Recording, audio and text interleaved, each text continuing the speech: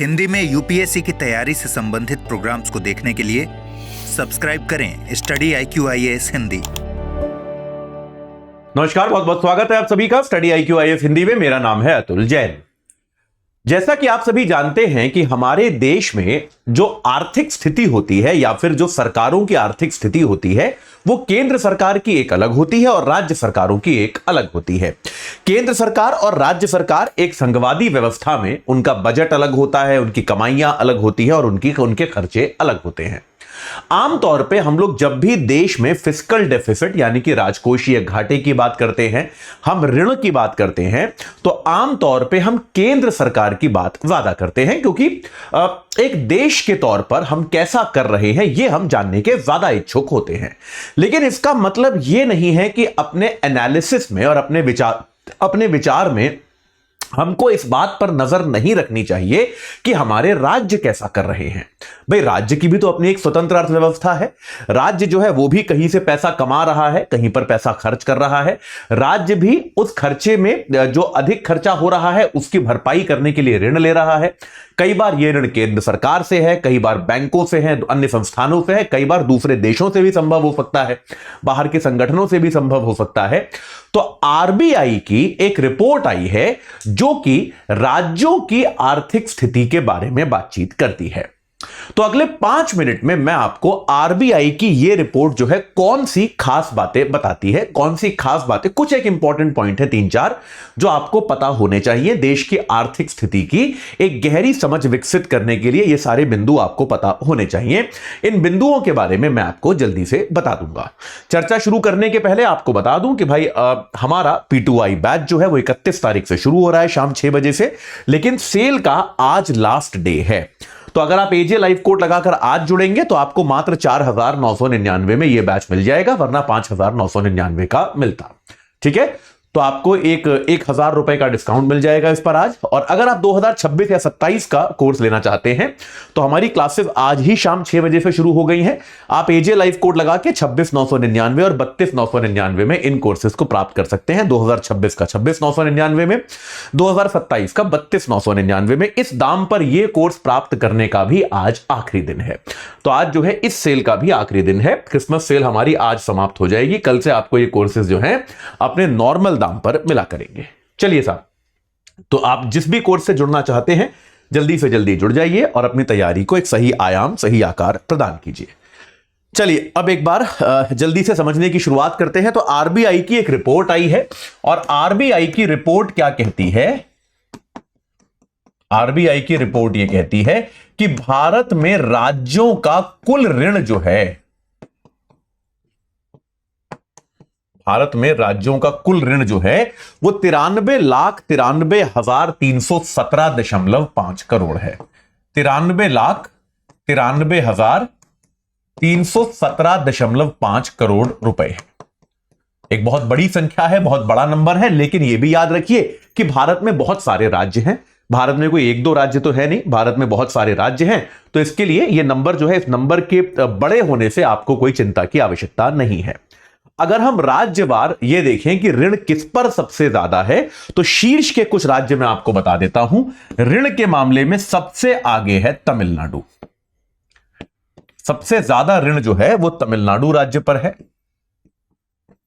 सबसे आगे तमिलनाडु है। तमिलनाडु के बाद नंबर आता है उत्तर प्रदेश का, क्योंकि आमतौर पे आप ये मान सकते हैं कि बड़े राज्य जो हैं वो ज्यादा ऋण लेते हैं। तमिलनाडु एक आर्थिक तौर पे समृद्ध राज्य है, ज्यादा औद्योगिक राज्य है, उद्योग धंधों में ज्यादा निवेश लगता है, आपको ज्यादा ऋण की आवश्यकता पड़ती है। यहां पे आपको यह बात याद दिला दूं कि हमेशा ऐसा मत मान के चलिएगा कि ऋण बुरी ही चीज होती है ना। ये आपको मैंने पहले भी कई बार समझाया है अपने इकोनॉमिक्स की क्लासेस में या हिंदू वाली क्लासेस में भी कि जो ऋण होना हमेशा कोई बुरी चीज नहीं है। उस ऋण का आप उपयोग कहां कर रहे हैं, उस ऋण से आप आर्थिक प्रक्रियाओं को बढ़ावा दे रहे हैं या उपभोग में उसका उपयोग कर रहे हैं, यह इंपॉर्टेंट है। ठीक है, तो दूसरे नंबर पे उत्तर प्रदेश है, तीसरे नंबर पे महाराष्ट्र है। कितने 8-9 राज्य, चलिए जितने लिख के लाया हूं सारे आपको बता देता हूं। चौथे नंबर पे कर्नाटक है। चौथे नंबर पे आपको कर्नाटक मिलेगा। 5वें पे बंगाल, पश्चिम बंगाल। 6ठे पर अब जो है राजस्थान, फिर आंध्र प्रदेश, गुजरात, राजस्थान, 7वें पर आंध्र प्रदेश,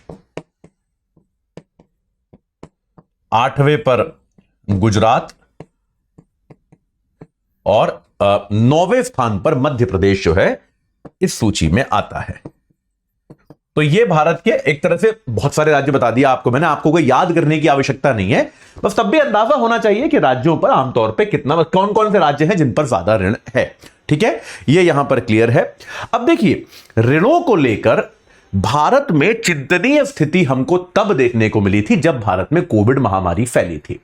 और यह बात एकदम स्पष्ट है आरबीआई की इस रिपोर्ट से कि कोविड महामारी के समय जिस तरह की चिंता राज्य के ऋणों के स्तर को देखने को मिली थी, क्योंकि वो समय विकट था, वो समय मुश्किल था, तो उस समय ऋणों का बढ़ना बहुत ही सामान्य था। तो इस ऋण के बढ़ने की प्रक्रिया में जो सुधार हमको उस समय के बाद देखने को मिला है वो काफी अच्छा है। जैसे रिपोर्ट क्या कहती है, 2020-21 जब ये हम कोविड महामारी से जूझ रहे थे उस समय तक, 2020-21 में राज्यों का ऋण जो था, माफ कीजिएगा, राज्यों का राजकोषीय घाटा जो था, फिस्कल डेफिसिट जिसको हम अंग्रेजी में बुलाते हैं, ज्यादा मशहूर शब्द है, वो 4.1% तक आ गया था। जबकि एफआरबीएम एक्ट जो है इसको 3% के नीचे रखने की अनुशंसा करता है, ये 4.1% तक चला गया था।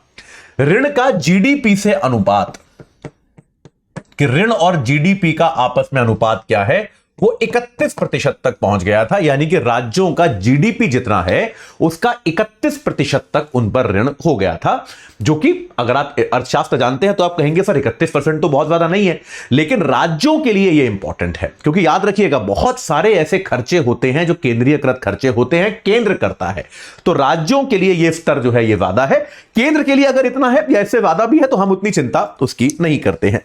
ठीक है, लेकिन अगर आप देखेंगे अभी, तो अब अगर आप देखें वर्तमान में 2023-24 का आंकड़ा ये रिपोर्ट हमको देती है और ये कहती है कि 2023-24 में राजकोषीय घाटा जो है वो कम होकर 2.8% पर आ गया है, जो कि एक परमिसिबल लिमिट के अंदर है। भाई जितनी सीमा आप मानते हो होनी चाहिए, सही सीमा है, उसके अंदर वो आ गया है। और ये प्रतिशत भी जो है, डेट टू जीडीपी का रेशो भी है, ये 28.5% पे पहुंच गया है।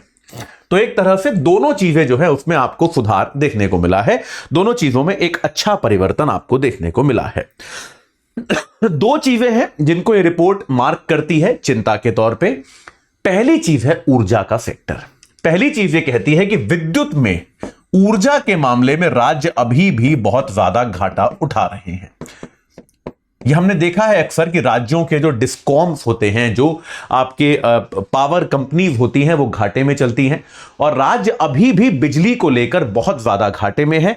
राज्यों का बिजली का जो घाटा है, ये बिजली का घाटा बेटा जीडीपी का करीब 2.4% के आसपास है। जीडीपी का 2.4% के आसपास घाटा राज्यों को केवल बिजली के सेक्टर के कारण हो रहा है। तो इस बिजली के सेक्टर में सुधार बहुत जरूरी है। आपको याद होगा कि पिछले वित्त आयोग में भी सरकार ने यह कहा था कि राज्यों को सस्ता ऋण दिया जाएगा अगर वो अपने यहां ऊर्जा सुधार करते हैं, बिजली में सुधार करते हैं। तो केंद्र सरकार उसके लिए राज्यों को इंसेंटिव देती है, उसके लिए उनको पुरस्कार देती है ताकि राज्य सुधार करें और ये घाटा जो है इसको कम करने की कोशिश करें। ये बहुत ही चिंतनीय बात है कि आपके जीडीपी का 2.5%, जीडीपी क्या होता है, साल भर में आप जितना पैसा कमा रहे हो उसका 2.5% आप केवल बिजली में, केवल विद्युत में नुकसान में गंवा दे रहे हो। यह अपने आप में चिंतनीय बात है। एक और चीज यहां पर यह रिपोर्ट कहती है कि जो जनता को धन स्थानांतरण की योजनाएं बहुत सारे राज्यों ने, रिपोर्ट कहती है 14 राज्यों ने ऐसी योजनाएं चालू करी हैं जिसमें जनता को धन स्थानांतरण किया जा रहा है। इसमें भी जीडीपी का 0.6% जो है वो पैसा जा रहा है और ये जो है इसको नियंत्रित करने का, इसको संतुलित करने का कोई खास उपाय होता हुआ नजर नहीं आ रहा है। ये बात यहां पर ये बात भी ये रिपोर्ट कहती है। आरबीआई की रिपोर्ट कहती है कि भाई ये बहुत जरूरी है कि ऐसे राज्य जिनके ऋण के स्तर उच्च हैं वो इसे कम, हम ये नहीं कह रहे कि तुरंत कम कर लें, ये तो ऑब्वियसली आप नहीं कर सकते, लेकिन ग्रेजुअली उसे कम कैसे करोगे, क्रमवार तरीके से भी उसे कैसे घटाओगे, उसकी पाइपलाइन तैयार करनी चाहिए, है ना। ये बात तो आप समझते हैं कि भाई मतलब आप जैसे आप ये समझिए ना कि कोई आपको कोई भी सुधार करना है, जैसे आप अभी दिन का 1 घंटा पढ़ते हो, मैं कह रहा हूं यूपीएससी के लिए 10 घंटे पढ़ना पढ़ेगा, तो आप एकदम से कल 10 घंटे नहीं पढ़ सकते। तो मैं भी आपसे हमेशा क्या कहता हूं कि एक पाइपलाइन बनाओ कि यार अभी 1 घंटे पढ़ते हैं, मे बी अगले 5-7 दिन 2-2.5 घंटे पढ़ने की कोशिश करेंगे, फिर 3 घंटे की कोशिश करेंगे। एक क्रमवार तरीके से आप लक्ष्य तक पहुंचेंगे। वो रास्ता क्या है, तो ये रास्ता क्लियर होना चाहिए। ये बात आरबीआई ने कही है कि आप अपने घाटे को कम करने का एक मार्ग सोच कर रखिए, वो मार्ग आपको प्रशस्त करना आवश्यक है। और इसके अलावा ये फिस्कल डेफिसिट इत्यादि पर नियंत्रण के लिए अगली पीढ़ी के नियम हमको बनाने चाहिए, क्योंकि राज्यों को अब जो है, देखिए कोविड के समय आपदा आई, हम लोग तैयार नहीं थे, हमने फिस्कल डेफिसिट को किसी भी स्तर तक गिरने दे दिया, कि बढ़ने दे दिया, चलिए कोई बात नहीं। लेकिन अब आरबीआई कहता है कि हमको कहीं ना कहीं आपदा के लिए भी तैयारी करके रखनी चाहिए। भाई ये आपकी जिम्मेदारी है ना कि आप, आपदा आ तो सकती है, ऐसा थोड़ा ना है कि आपदा कोई बता के आएगी, आपदा आ सकती है, तो आपदा के समय आपका काम है कि आप उसकी तैयारी पहले से करके रखें। तो अब जो है आर्थिक अनुशासन के जो अगली पीढ़ी के नियम बनेंगे उनमें आपदा का भी समावेशन होना चाहिए। आपदा को कैसे रोकेंगे इस पर भी विचार किया जाना चाहिए। यह बात आरबीआई ने यहां पर कही है। ठीक है, चलिए तो अभी के लिए इतना ही। जाते जाते आपको एक बार फिर से बताए देता हूं कि हमारा P2I फाउंडेशन बैच जो है 2026 और 27 दोनों का, ये आज शाम 6 बजे से शुरू हो गया है। एजे लाइव कोड लगा के 2026 वाला 26,999 में, 27 वाला 32,999 में आप ले सकते हैं। रोज 3 घंटे की live class, mentorship, daily practice questions, pre और मेंस के क्वेश्चंस का रोज समाधान, प्री और मेंस की टेस्ट सीरीज, 18 किताबें आपके घर पे, और अगर आप प्री क्वालिफाई करते हैं तो मेंस की तैयारी के लिए आपको दिल्ली बुलाया जाएगा। ये सब आपको मिलेगा एजे लाइव कोड लगाकर। आज ही जुड़ जाइए और अपनी तैयारी को सही आकार प्रदान कीजिए।